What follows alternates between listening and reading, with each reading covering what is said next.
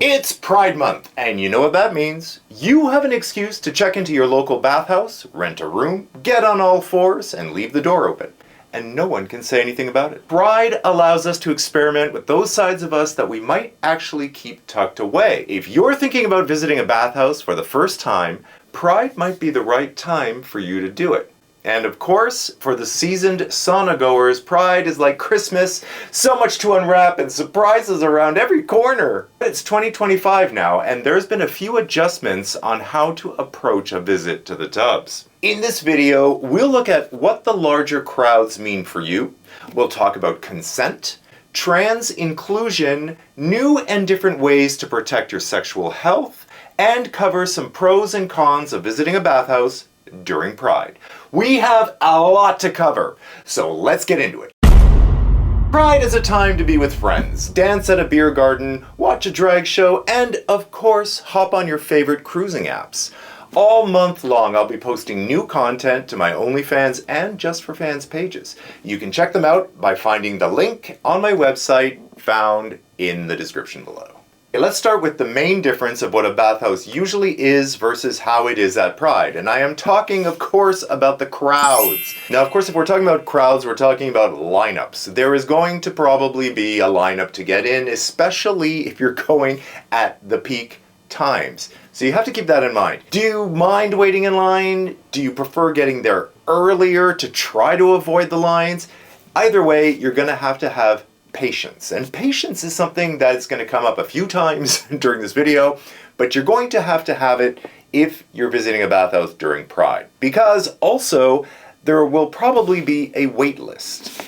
If you go to a bathhouse here in North America, you're going to maybe want to rent a room or even just the locker. They might have run out of rooms and lockers.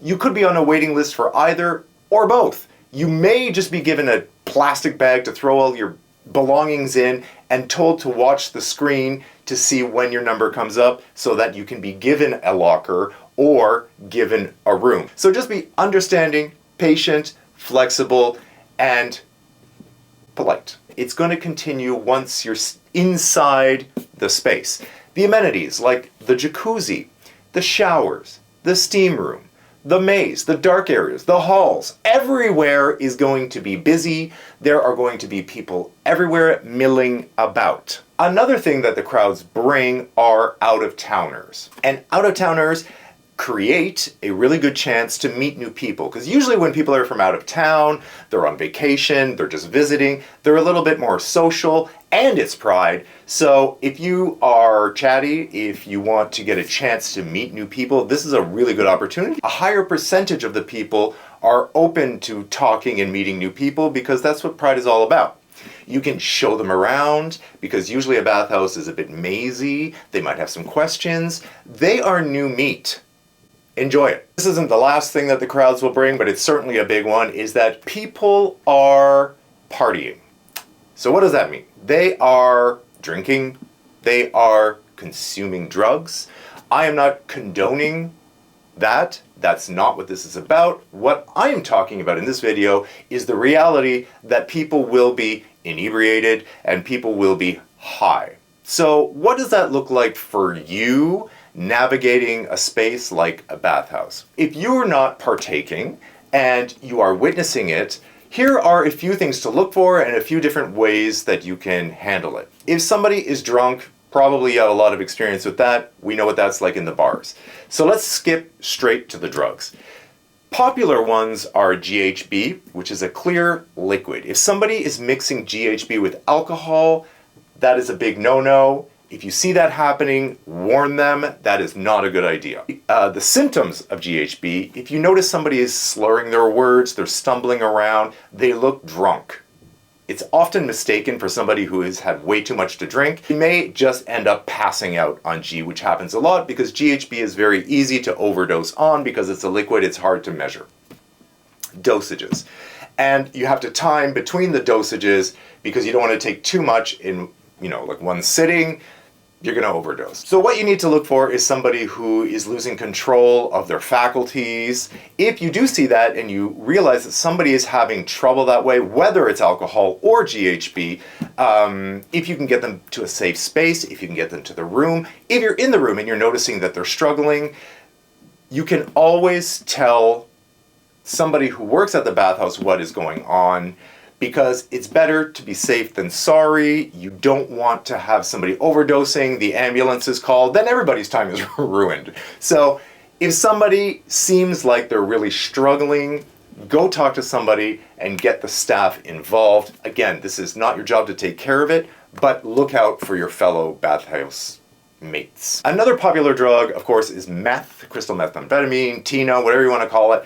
That's going to be the opposite. These people are going to be jumpy. They're going to have like wide eyes. They're going to be very chatty. They're going to be zooming around the halls. Maybe the door is open. They have 50 people in the room and they're all chatting. Just like, so it's the opposite of GHB. You can hook up with these people. That's fine. Just, careful.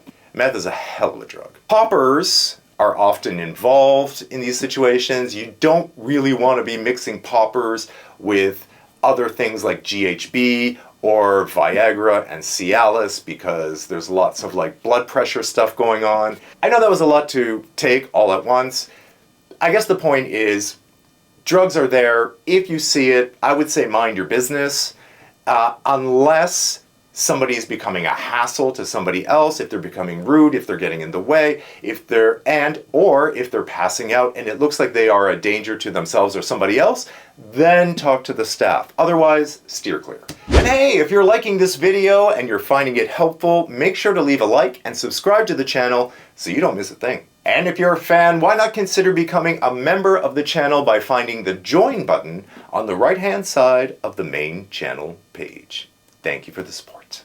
Okay, next we're going to talk about consent, the inclusion of trans men, and different ways to protect yourself from STIs and HIV this Pride season. Consent. This is one area that's changed a lot in the past few years. Gone are the days when you could just wander down a bathhouse hall and honk somebody's wiener or slap them on the butt. Do not go around touching people that don't want to be touched, that don't know that you're going to touch them. The old adage, no means no, let's put that aside. Now what we're saying is yes means yes.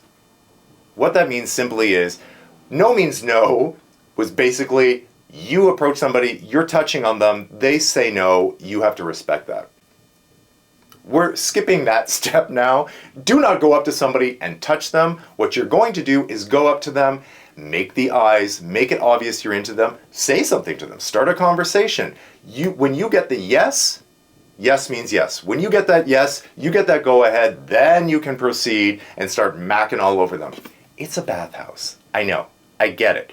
You're gonna know very quickly and very clearly if the other person is into you and they're giving you those signals like, let's make this happen.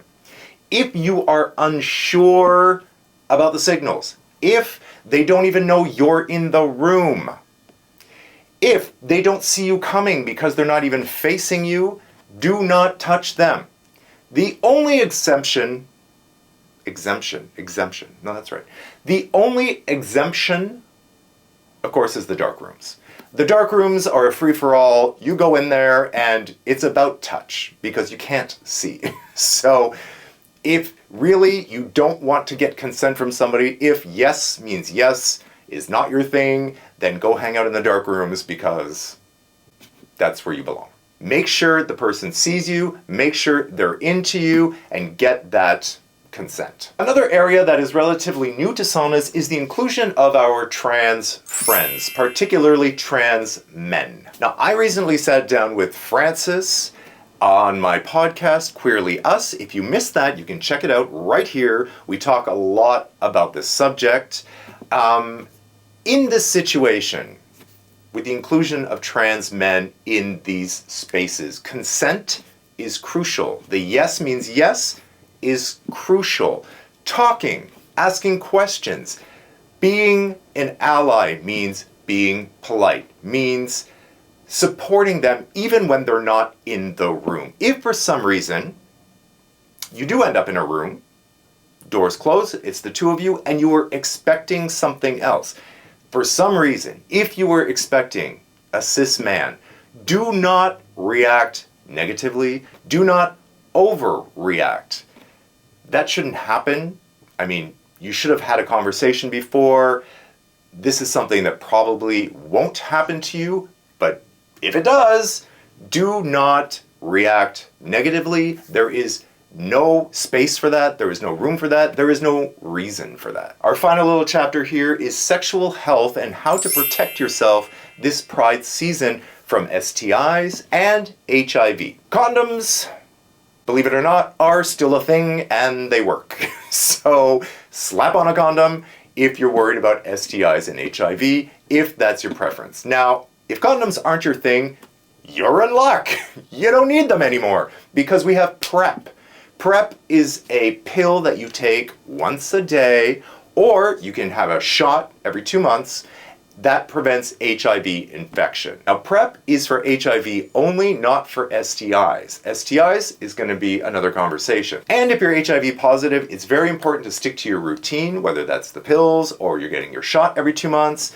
It's important to remain undetectable for yourself and for others, because if you're HIV positive, you are undetectable, then you cannot transmit the virus to anyone else. You equals you.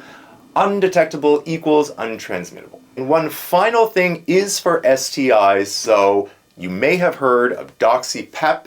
This is a pill that you take within 72 hours of a suspected transmission of a bacterial infection.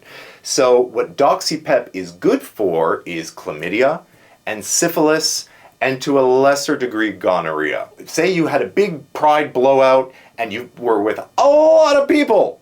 It's a good idea to take DoxyPep after to prevent anything from developing. Now remember, DoxyPep is not for HIV, PrEP is HIV, DoxyPep is for bacterial infections like syphilis, chlamydia, and to a lesser degree, gonorrhea. And finally, let's look at some pros and cons. The pros, I would say, is that it's busy. There are more chances of meeting somebody, whether you're hooking up solo or in a group. But the cons, I would say, is that it's busy.